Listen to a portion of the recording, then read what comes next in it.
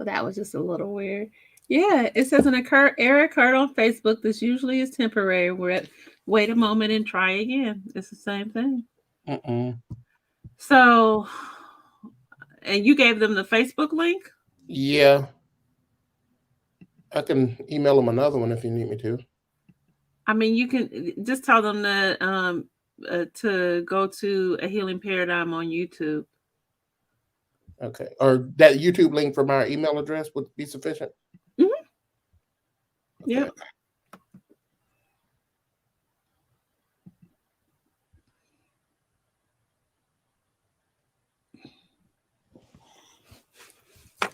Yeah, I don't know what's happening.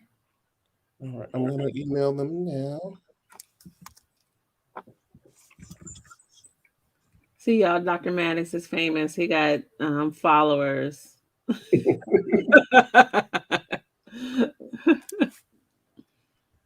Yeah. This is the first time I've ever used this where that has been an issue. Okay, and that's not letting me email them. Okay. I don't know. This is going to make me log in. Email YouTube. An error occurred on Facebook. Edit.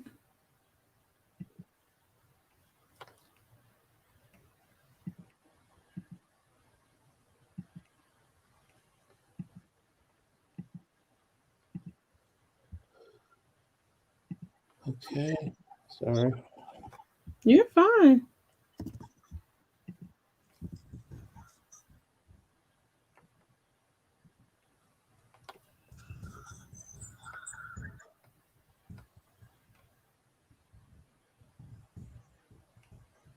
Yeah, it's just not going. It's saying nope, not today.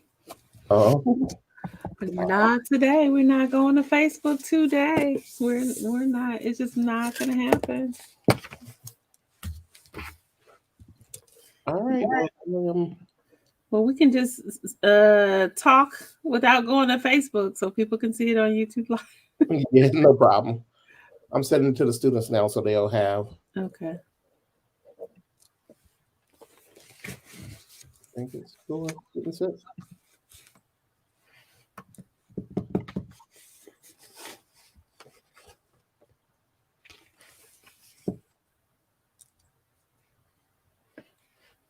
Oh, okay. It doesn't look like it got sent. All right, we'll go ahead and talk. Otherwise, I'll be. I'm trying to do that. Okay, I don't know. So is Mercury in retrograde? I see people that are looking. Y'all tell us if Mercury is in retrograde. Because we're having technical difficulties today, and I don't normally have. This platform usually works really well. Good afternoon, everyone. I'm Dr. Ifetayo Ojelade. I'm a licensed psychologist, and I am based in Muskogee Territory, which is also known as Atlanta, Georgia. I am here today with my colleague, who is an amazing child psychologist. He's also an associate professor of psychology at Clayton State University, and he works as a child psychologist at A Healing Paradigm. Dr. Samuel Maddox. Thank you for coming, Dr. Maddox. Hello, hello. Thank you for inviting me. Yay. Um, we don't know what's gonna happen with Facebook is still not working, so we're just gonna have this conversation. So we're talking about black boys and educating black boys today, and I know that is one of your specialty areas, is specifically work around helping parents and helping African American boys. And I wanted to start out, since obviously you at one point in your life were an African American boy. Tell us about how your own experiences growing up and being educated impacted your interest in this particular area. And so it really had a significant impact because the experiences I went through helped me to be more, I think, sensitized to a lot of the challenges that we see with education, the education system. I'll start at the beginning with my parents. They were very complimentary as far as their approach to kind of education. What I mean is, my mom might have been more of the academic person, but my dad was very practical as far as, okay, well, how are you going to put this to use? And so that, even before entering into a school system, I had that sort of dual sort of perspective as far as the things I learned, I need to be able to use to some extent. And so entering school started off good, first, second grade. You've heard me tell this story before. Uh-huh. Third grade became a challenge, and this is made me sensitive to these issues now. Is that reason it was a challenge was sort of a personality conflict, honestly, between myself and my third grade teacher. I was very inquisitive, so if you tell me something, I'm always asking more and more questions about it, Mhm. and I couldn't tell it as a third grader, but in hindsight, I'm assuming that made her feel threatened, my third grade teacher. And Mhm. so started to have a lot of conflict, where felt like, she would shut me down quite a bit, wouldn't really have a whole lot of appreciation for answering questions I may have. And so I started to act out a lot more. Mhm. Never had behavior problems and was still on honor roll in third grade, but started to act out a little more. And so that really kind of shaped my view about when we look at education. And I realized, because fourth grade was fine, went back, I was inquisitive as I was the year before, but teachers that were okay with that and kind of cultivated that. And so it made me always kind of hold in my back of my mind, well, what about some of my friends I'm going through school with? They're Yeah. probably going through some of the same trouble, and started to confirm some of that, kind of discussions we'd have or things like that, or why they didn't like certain teachers. Went on to study it when I, in both undergrad at Morehouse and graduate school at South Carolina, looking at school bonding and how essentially kids, and my sample was primarily kids of color in a predominantly African American school district. The biggest thing they talked about was that connection with the teacher. I had Mhm. all theories about how they should, play out. They should, have commitment to education from a cognitive perspective. They should feel affiliated with their school, proud to be, a North Clayton Eagle, or, but it really was, no, I like my teacher and my teacher likes me. So that's why I like math. Or I like my teacher and my teacher likes me. So that's why I like science. And so it really kind of harkened back to my early experience. And I say, wait a minute, there is something to this. And we need to make sure we pay attention to that, because I feel like sometimes that may get missed in the school district. Well, and I don't want to gloss over it because you were saying like this was a personality conflict between you and the teacher. So you in the third grade, you're not the adult in that situation, and so I'm wondering, were there any kind of racialized components? I'm assuming at that time your teacher was probably female and probably a white female. Yes, that's correct. Okay. And there were definitely, and so, I was third grade, so my perspective is going to be from third grader, but I Mhm. definitely can argue there were racialized components. My other teachers were second grade and all through, the rest were pretty much African American women. So this was a unique circumstance. Again, my personality didn't change. I was always inquisitive. So I do think there was that racial dynamic there too. In addition, there was another student who was biracial, who got a whole lot of more attention. And so I think, that kind of confirms some of the racial dynamics that occur. And again, some of those things were aspects I studied when I was an undergrad at Morehouse, looking at sort of racial dynamics as far as student interaction, where Mhm. Black boys tend to get pathologized more, get interpreted as being more hostile, or the kind of attribution bias as being more aggressive when they're asking questions Mhm. or making comments. And so I definitely think that racial component was a significant portion to it. Well, and I think about that too in terms of, and I don't think you and I have ever talked about this. My brother, so I have an older brother, and I remember moving through the school system. So he's only 11 months older than me, and the ways in which there was a stark difference between the way that he was treated and the way that I was treated. Mm-hmm. And he was very inquisitive, he was very creative. I was inquisitive and creative, and academically I did well. And where I had some pushback, there was at many times overt hostility towards my brother. Mm-hmm. And that's quite common. Unfortunately, that's why I say sort of that personality style. And there are multiple pieces that go into it. It's sometimes just personality style of being inquisitive, but it also is the knowledge we're being spoon fed through the regular education curriculum in America is not something that we want to readily eat, so to speak. And Okay. so you are going to have, especially, young boys of color, wait a minute, this doesn't sound right. So my history started at slavery. That's not the reality I'm used to. Maybe there are challenges or whatever in my neighborhood, but that's not the reality I'm used to. And so you end up then getting that resistance. Then you add on to the fact of the reaction to their phenotype being a boy of color. Wait a minute, you're being antagonistic, you're being aggressive. So you have that attribution bias where people are over interpreting sort of challenging behaviors. And I mean challenging as I'm challenging the knowledge you're trying to present to me, as you're being aggressive, you're questioning my authority, you're being disrespectful. And I say that, then that creates this dynamic of, okay, well, I'm just going to disengage from school. Hmm. Why study this stuff? Why get interested and motivated in it? A lot of clients I work with, some our other colleagues at a healing paradigm, we often talk to the teens of, what am I going to use this for? What is the purpose of this? Mm-hmm. And so I think a lot of that is some of the education in our curriculum isn't aligned with what we know as African descended people, as people of color. And so I think that's a big challenge we have to acknowledge and be able to address. So, and let's take that part. That's really interesting because you hear all this conversation about critical race theory, which I, by the way, had never heard of until I got my PhD, because it comes out of a legal perspective. Mhm. But this criticism of critical race theory, and you hear these racist critiques that are around, well, we don't want white children to feel bad. It, Mm. without any thought of a curriculum that consistently over the years has made indigenous, First Nations, people of African descent, people of Asian ancestry to feel bad. And so that's part of what you're talking about here, is that if you are a smart, bright, inquisitive child, when people are telling you stuff that don't seem right, and you got questions about that.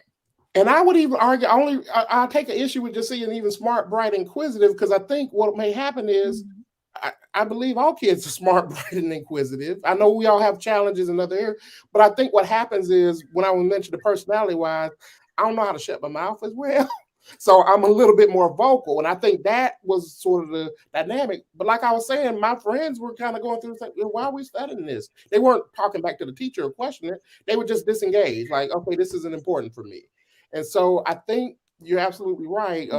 When it's a focus then on where we're not looking at boys of color or children of color. Oh, okay, if they're feeling uncomfortable, yeah, we need to look at this. Critical race theory makes them feel uncomfortable, but it's been ignored for centuries, essentially, as far as how the sort of system has been designed to pathologize people who are not European American.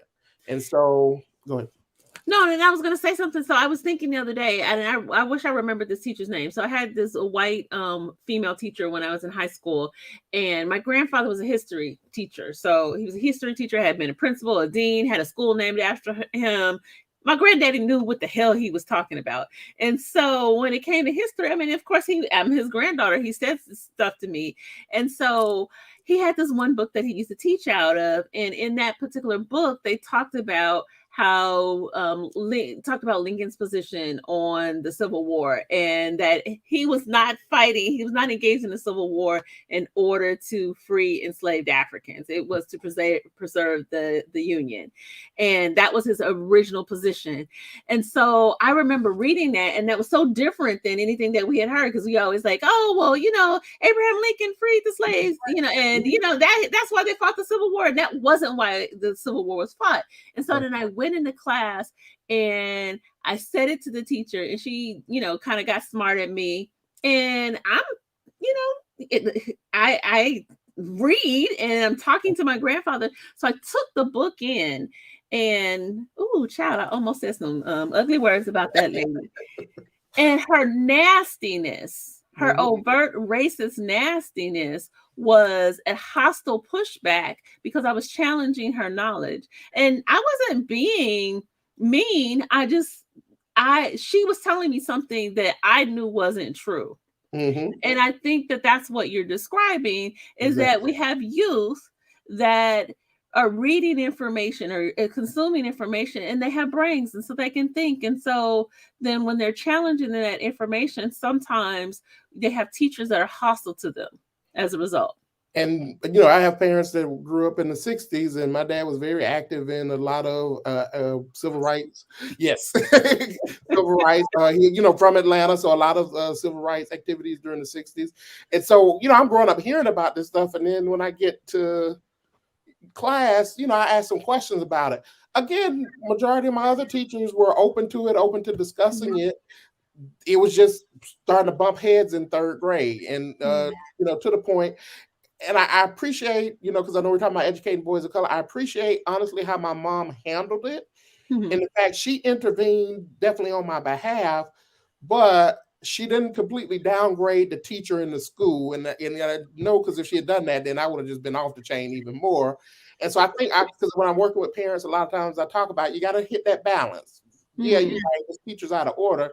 But now if you start setting your child up for a battle that they're not going to be able to win, and it's going to Mhm. actually put them in a worse position, because now the school's going to start to label them as problematic and things like that. So I really appreciate how my mom handled it, because I would find out stuff after the fact. Oh, you went and talked to Miss Spear. Oh, shouldn't say the name. Oh well. You went and talked to, you went and talked to. That's Oh, what you get.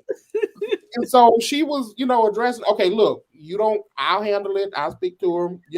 This is what you do. This is how you respond. If she Mhm. asks you not to talk, then write down what you want to ask, and we'll talk about it later. So I think that's I felt supported in there and Mhm. started to recognize. Wait a minute, this isn't how the education should be happening, but not in a way that emboldened me to start being disrespectful or engage in behaviors that would have gotten me in more trouble and not really helped to solve the solution or the problem.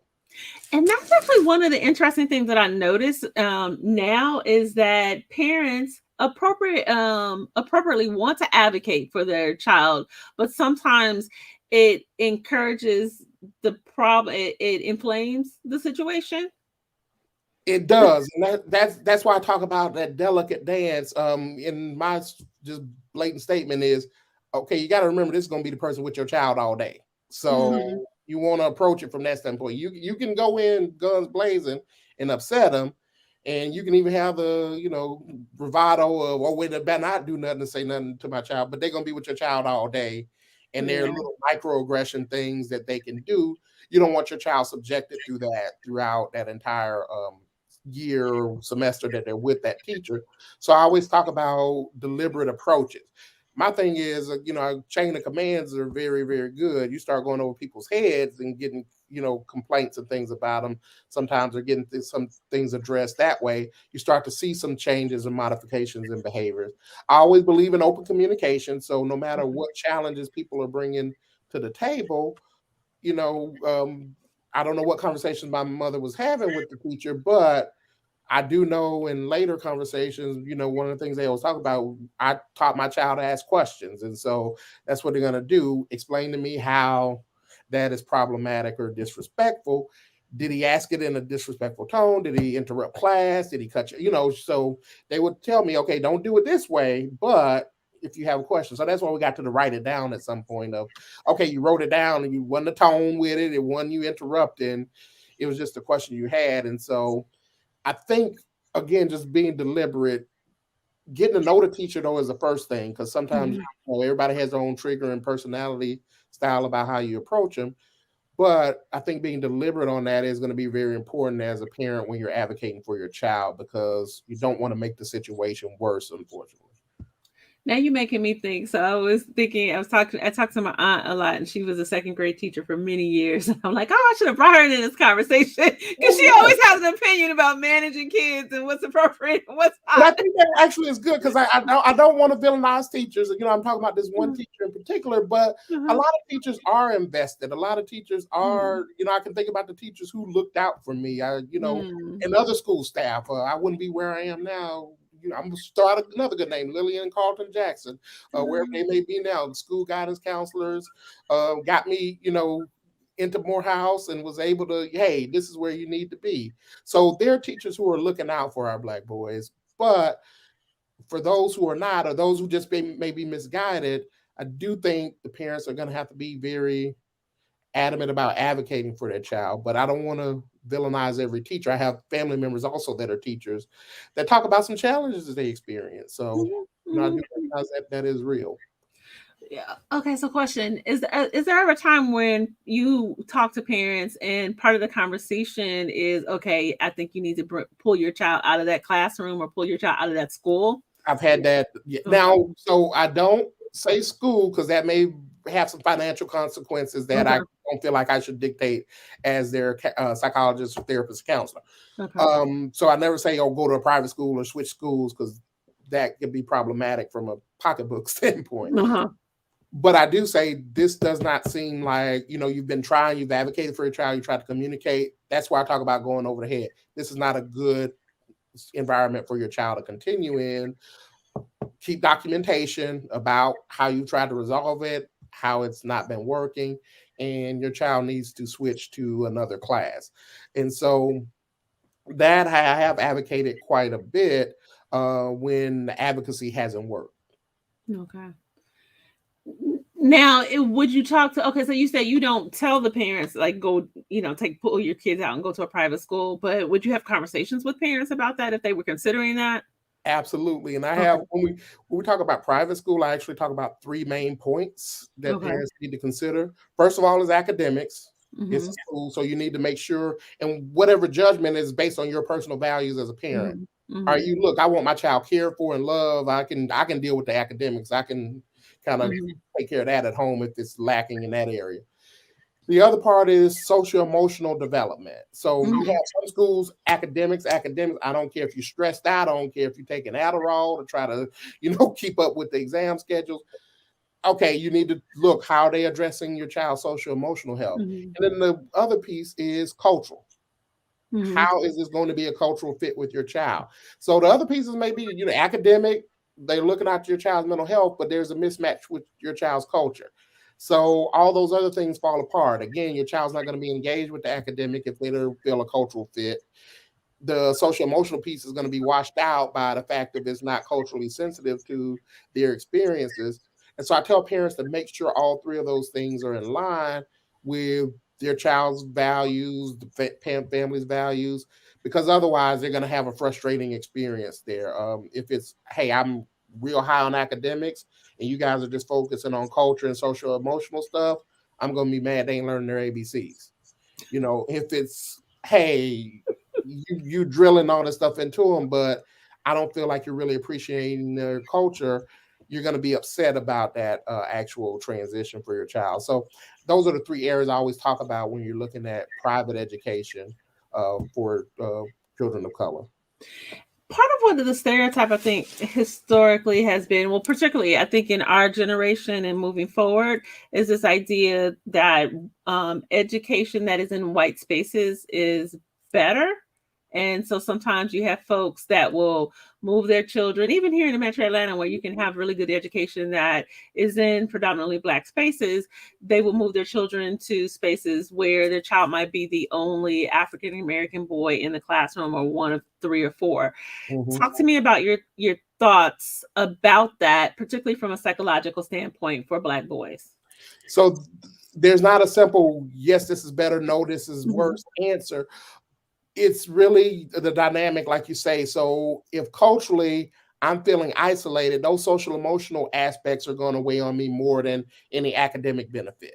So Okay. you really have to evaluate, is my child, do they have spaces where they can feel empowered, where they feel, especially depending on what stage of development they're in. We can go through all the different stages, but there are different tasks that they're accomplishing as far as identity development, social emotional development, cognitive development. So are they in spaces that are going to allow them to flourish in that area of development? In order to do that, there really has to be this feeling of support. Like I was talking about, feeling like your teachers care about you. You, Mhm. let's say, well, not just as a Mhm. student, but you as a person, as a cultural being. Yep. Also, on the flip side of it, oftentimes people have that perspective is just because of resources. So, white private school may have more resources for education. And so, yeah, if I'm in, just the regular around the corner public school, may be overcrowded, may have high turnover for staff and educators. And so that is a challenge. That's why I can't, say, yeah, this is better, that's worse, but you do need to make sure you're considering all the variables. So I have nothing against when parents, hey, I've switched my child into this, private school. They're one of few African American kids there, but that then means on your end, you're going to have to do some things to make sure they're empowered and supported and fortified in that environment. We as your child becomes a young adult, they're not going to be able to actively choose all of their environments they're going to be in. Particularly we work in work environments or have worked in work environments where everything may not match and support us culturally, but we've learned to navigate, adapt, and be a part of that. So kids can too, but we also have to recognize there it needs to be enough, a minimum or sufficient standard for them to be able to make it through their levels of development into a healthy young adult. What would you say to parents that say, "Well, I want my child to go to a diverse environment," which usually when they say that, they might mean, "I want them to be in a white environment because if they're around all black children, they won't learn how to be in the world." So I went through majority of black schools. And actually, from the standpoint when I started in was junior high, then went to middle school, there was some white flight in my area in Clayton Mhm. County, and so we actually were in a school that was built around sort of white kids that were there first, but then it was influx of African American kids. So there was a shift in dynamics as far as Mhm. understanding um, the new students that were coming in. My argument, honestly, is I don't think that always plays out as way the way you think it does. There was never a point where I didn't feel like I had had interactions with people outside of my culture. I don't think a lot of us have the opportunity to be completely isolated where we don't have any interactions with individuals of other culture.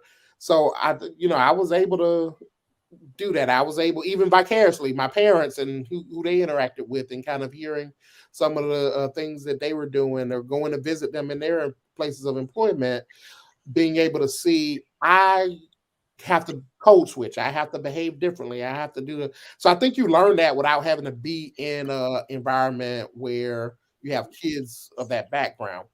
I think again the biggest thing you want to look at a school is, do I feel connected to the teachers there? Do I feel like they're there to support me and again understand me as a cultural being? If that's not there, I don't care what environment you're in, your child is not going to flourish and reach their full potential in that environment. I agree. I agree. Good afternoon, everyone. If you have just joined us, I am here with my colleague, Dr. Samuel Maddox. He Hello. is a licensed child psychologist and associate professor of psychology at Clayton State University. I would love to hear your comments, questions, and thoughts about this subject. If you have Black boys that you have educated or they're in your family, your sons, your nephews, your cousins, what are your thoughts about educating Black boys? What are like some best practices for the education of our young sons? Dr. Maddox, I'll start with you with that question. Like, what are the best practices for us? I think the best practices, honestly, are ones that are able to add into the curriculum sort of that interpersonal dynamic that's oftentimes missed. Again, I have aunts that are teachers and they talk about writing a lesson plan and you got to have point A, B, C, but they also talk about engaging things that they do to help the students and help um, the sort of Black boys be able to, not just Black boys obviously, but be able to really understand and connect with what they're learning, not just memorize this, do the worksheet, etc. So I think that's going to be the big piece. I know as we went through COVID and virtual learning, that put a big dent in it, Yeah. but we really do need to get back to that. There are a lot of successful men of color out there, and so it's not that this doesn't work. It's the fact of we need to make sure we're consistently having these situations in place. Again, I think that connection with the teacher is the most important piece that I've seen throughout my years and through the research I've done. Mm, got it. Got it. And when we think about just kind of the process of education, what would you say that you've noticed that parents do specifically that you think is really good? I know it sounds simple, but really involvement. And I don't mean involvement, you're showing up to the school every day, because sometimes that's even a practical limitation with Mhm. school policies and COVID, especially now. Yeah. But you're involved. You know what your child's doing. You know their education. You know their teacher. So it may even be conversations you're having with your child. And no, I'm not naive. I know adolescents and teenagers out of school go fine. They just want to do those one word answers. But cultivating, having that conversation about it of, okay, what were you guys learning today in geometry? Well, kind of really having that discussion. And here's the big part: allowing your child to truly express themselves. Sometimes parents will get into lecture mode. I think school is boring. Well, look, school, you're gonna go get an education. You're gonna go okay. Well, let's back off that, because they're gonna shut down on all that. Uh-huh. Talk about, what do you think makes it boring? And then we always try to connect it to, all right, well, what do you want to do? Here's how these things can translate to what you want to do. The other part I talk about is helping your child recognize their power.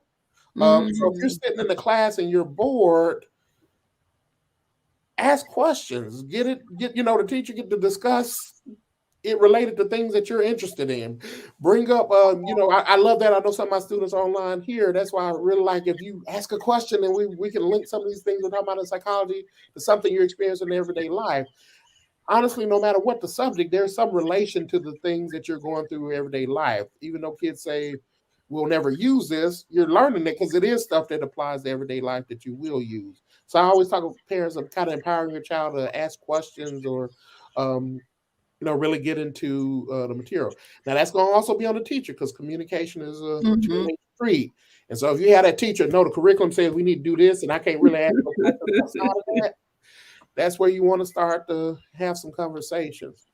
Parents also, you may have to supplement some of the stuff that's, Mhm. Well, clearly, yes. and I'm not talking about the virtual school, virtual homeschooling we was doing during Yeah. COVID, but I'm saying, helping them. Okay, if you once you had a conversation, what they learn, link it to some experiences about everyday life and in those things that are going on, so they can connect it better.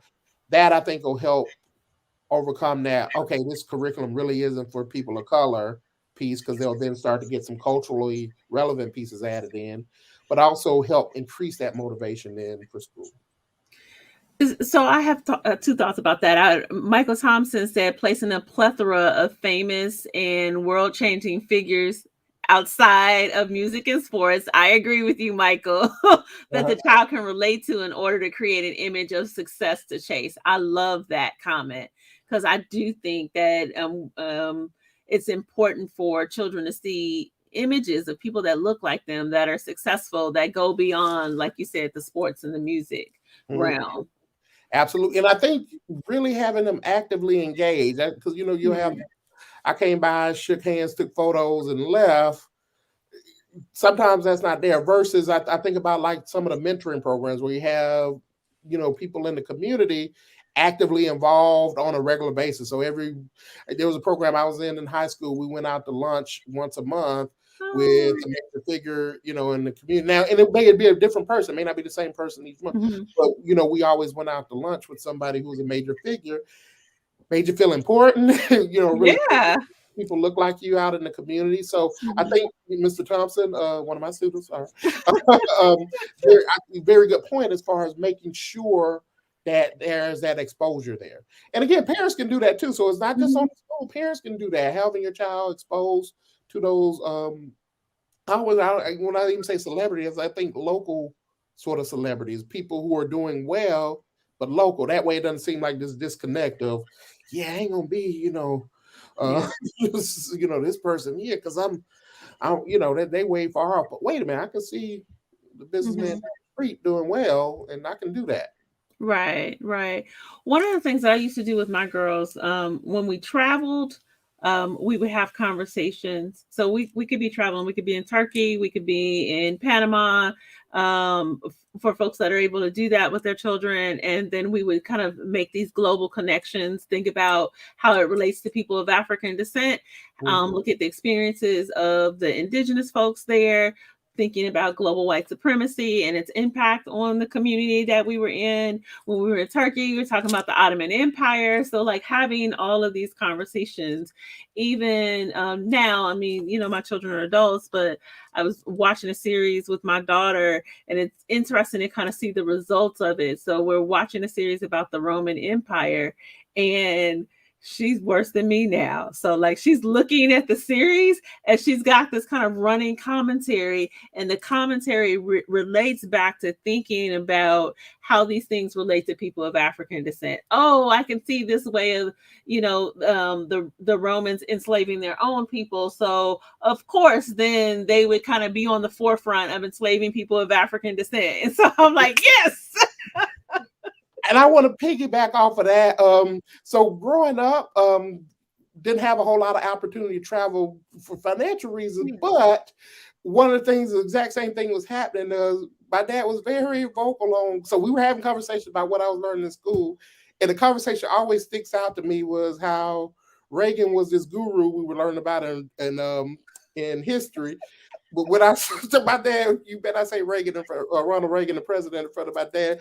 Reagan, that man. And so just kind of being able to hear that. So every time now I'm kind of learning about presidents in school. Back then, I'm like, hey, let me see what else, like other stuff. This is a nice picture of them, but what? Oh, so that's what was going on. So yeah, it was that similar experience. And so I say that from that conversation we're saying, having that conversation with your kid. Okay, what you learning? Let me add a little context to what they're saying about Reagan. You might hear it a little differently. Now, and I think that there's the other thing, though, the parents, and I'm sure that if we have parents that are watching, y'all, none of y'all do this, but I remember my brother and I being obsessed with Grease when we were little, the movie Grease. And so okay, gotcha. we wanted to, my brother wanted to have a black leather T-Birds jacket, and we wanted to be pink ladies. And my dad was like going off. He was so upset. Like, do you understand the context of black people at this time?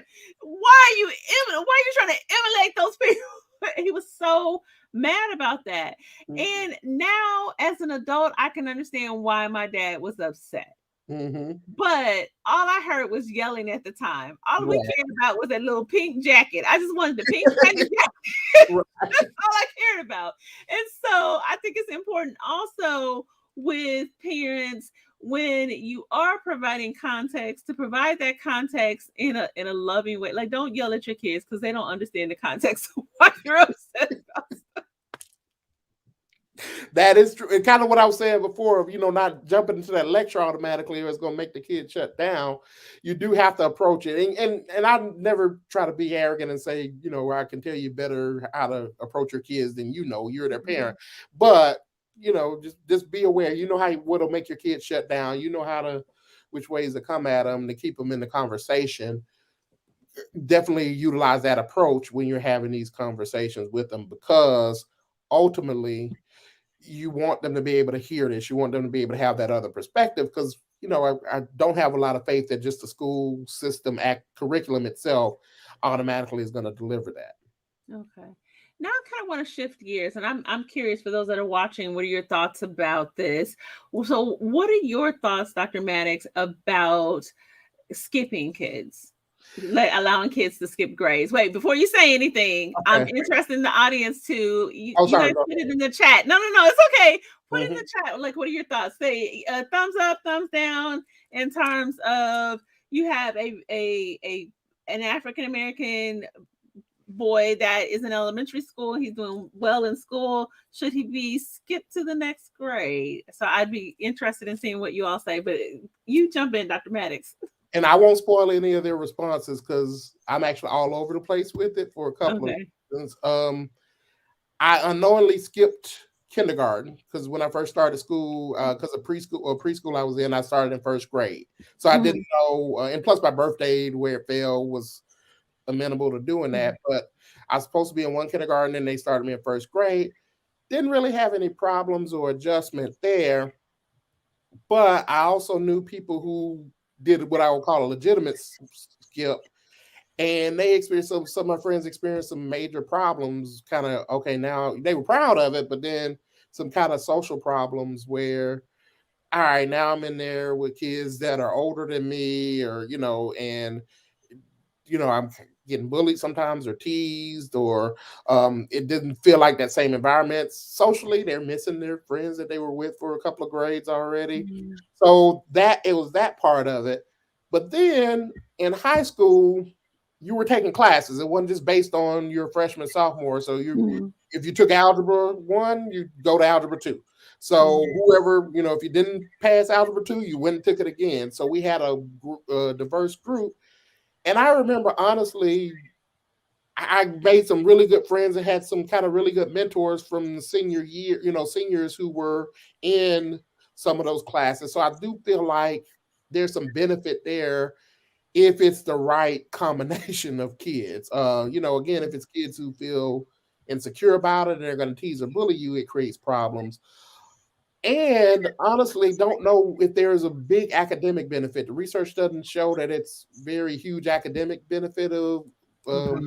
skipping a child versus just exposing them to higher level work in the grade that they're in. So a lot of people recommend maybe an advanced class within their same grade as the better option. Yeah, so I mean, I had this experience because one of my children did skip. Mhm. So I see, I'm looking at people's responses. Amaya says yes. Alex says it's situational. I think so. Kids who skip fail socially, but academically, they may not have been challenged and they may get bored and act out. It's true. And then Miles says, let them skip. Age and competence don't correlate. Plus, in the long run, they'll be fine. Yeah, so I have, just from my experience as a parent, I'm on the side of don't let kids skip. I just think that the social piece, they just don't catch up socially, and when with this age, a difference of a year or two doesn't make a difference. It's like dog years when they're little kids. It's night and day. Yeah, Kindergarten and first grade, that's two different things. yeah. Second and third grade, fifth and sixth grade, two I, totally different things. I agree. Like I say, I'm all over the place because again, and this was more high school where it's not as many dog years, so to speak, from Yeah. grade to grade. But I do remember, okay, the seniors really help. Hey, man, come, no, don't do that.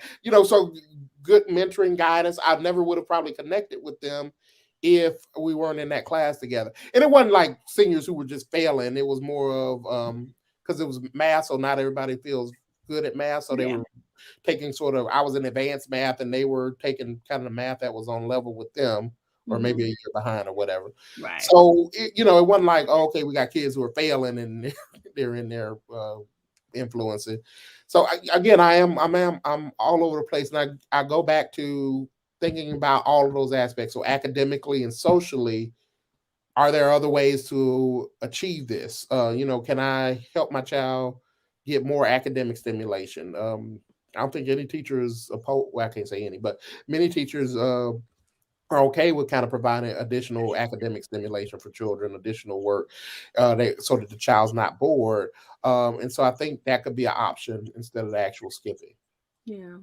I definitely agree with that, of just finding those spaces to challenge them. I see oftentimes on social media people will post these two things, and you and I have talked about this before. One is that they'll say, oh, this child has the highest IQ, and it'll be like something like 165. And I was like, okay, first of all, let me bust your bubble. No such thing as a 165 IQ.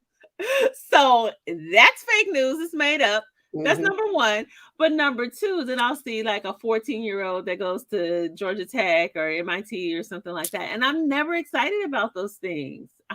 I can't get excited from the social end. I just don't get excited about those things. Yeah. I think, and it's ironic. Some of at Clayton State we have dual enrollment students. I do like that process. I do think getting exposed to college classes, college curriculum. Again, in high school, I was taking advanced classes. I don't think I would have did well really just going into if I started college at that point. Yeah, I wouldn't have had all the other social experiences and the fortitude to be able to do that. So I am opposed to that. I also think sometimes, I know this is a longer discussion, but sometimes also need to look at some high academic achievement may mean some challenges in other areas, and so need to make sure, do they have all the tools to be able to jump to that level itself, and that's going to be individual child to individual child. But I've known, for example, some of my clients who are extremely bright and extremely intelligent but have major social deficits, and just even for their typical age range. And so then throwing them into a college environment, Yeah. there's a TV show called Young Sheldon that the students always write about for one of their papers. In Mhm. one of my classes, they talk Uh-huh. about how he jumped from the Big Bang Theory, um, Yeah. how he jumped Oh, wait a minute. There's a the show is about Sheldon from Big Bang Big Bang, Theory. Oh, yeah, I have to when he watch was a that. child. Yeah, so and it shows Yeah. he's 10 years old and in college. I'm forgetting the ages exactly. So, but the students write about it as part of one of their papers in my abnormal child psych class, and we talk about, hey, he has good family support, but this is a major challenge for him socially. He started off in high school, now he's in college for the record, but yeah. So I think you need to be honest and evaluate that part too. It may not just be the academics. How are they functioning in other emotional and behavioral areas? Well, and that's really the part that I think about a lot. I think Sheldon from the Big Bang Theory, that is an absolute example. I can't Mhm, tell you how a number of colleagues of our colleagues that I've met, and you can tell like, oh, you were really good at math and science in school. Oh, they praised you because you were the smart black boy. mhm. Oh, but you were a jerk. Nobody liked you, huh?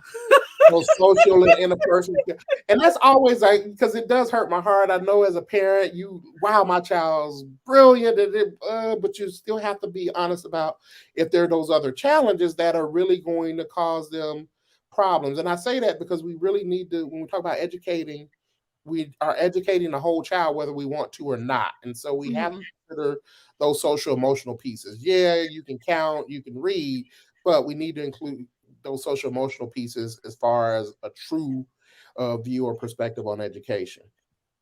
And I think that that's the critical piece of where we come in, and particularly you as a child psychologist, because one of the things that I think is happening is particularly when people buy into the stereotype that Black boys or our kids are not interested in education and they're not doing well. And so, if that's the only thing that we believe, then sometimes we can have little Black boys that are doing well in school.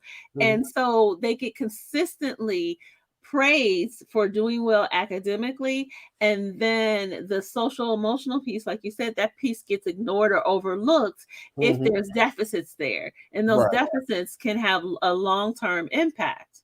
Absolutely. I agree. And again, that's like I say, that's always a challenge and struggle I have, because I know sometimes how hard it hits parents. Like, wait a Mhm, minute, what you're saying something wrong? I was so excited and happy about how well my mhm. child was doing academically, because, like you say, that's valued and reinforced. But then the other pieces are ignored. And in an unfair fair situation, I use the example of young Sheldon. Sheldon would do okay being not a boy of color. Young boy of color Mhm. with those social skills deficit, that is going to be more challenging. But my curriculum I have for children who are on the autism spectrum, one of the things we talk about is being a person of color, you're going to have to know how to navigate systems of oppression. And if you're having some social skills challenges, as far as being able to read and interpret those things, that's going to put you at a more significant disadvantage. And so that I think is, one of the big issues we have to address. And that's probably for a whole nother topic, but Yeah. um, definitely be aware of if those things are there. Being a boy of color, that's going to even be possibly more detrimental in overall success. I mean, when you think about someone like Sheldon, because Sheldon is very kind of deadpan in the way that he says stuff, he's very blunt. Is his character supposed to be on the spectrum? I've always, even when I saw it on Big Bang, I said it immediately, and so I think Okay, because he they seemed like never it. said it officially. They either say Okay. OCD or some other stuff sometimes too, but I No, he say seemed like he's on the spectrum. autism spectrum disorder for those who wonder what. Oh yeah, sorry. He seems like he's on the autism spectrum disorder. And so some of that behavior can come off as very rude. And so if you have a an African American young male who is on the autism spectrum and is very bright, but then will probably have some interactions with law enforcement and is very blunt like that. Mm-hmm. And he's not aware of how that's coming off socially. That can be very dangerous for him. A Yes, good example is Elijah. What was it? Was it Elijah Cummings? No, what was that the was young? the No, none of that. Sorry. Isn't his name Elijah? Well, you guys help me that are listening. The brother that was murdered by the police in Colorado, and they gave him the paramedics gave him some kind of shot of something to calm him down. okay. That's And I remember. his first name is Elijah. I forget what his last name is. And then they decided finally, just recently, to charge the police in that situation. But part of it, when because they have like the transcript of what he was saying, I don't know if he was on the spectrum. I'm not sure what was going on with him, but there was definitely a social skills deficit.